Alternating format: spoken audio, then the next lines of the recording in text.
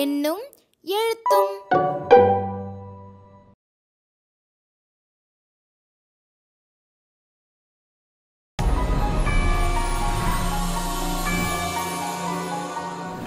Haha ஹஹா ஹலாலலா ஹஹா ஹஹா ஹலாலலா ஹஹா ஹஹா ஹலாலலா.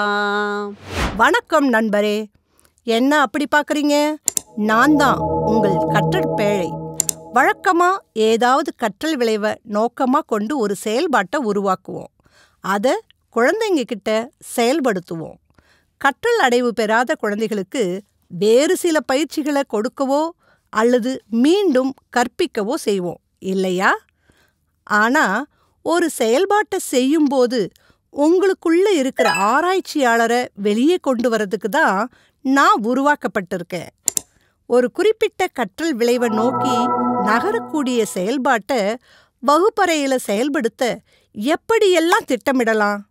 திட்டமிட்டது போல அந்த செயல்பாடு நடந்ததா? எந்தெந்த இடங்களில் வெற்றி பெற்றது? எந்தெந்த இடங்களில் தோல்வி அடைய வாய்ப்பு இருக்கு? அந்த வாய்ப்பை எப்படி வெற்றி வாய்ப்பாக மாற்றலாம்? வகுப்பில் இருக்கிற அத்தனை குழந்தைகளும் இந்த செயல்பாட்டில் ஆர்வத்தோடு ஈடுபட்டாங்களா? ஒருவேளை இல்லைன்னா அவங்க ஆர்வத்தை என்னென்ன உத்திகளை பயன்படுத்தி தூண்டலாம்?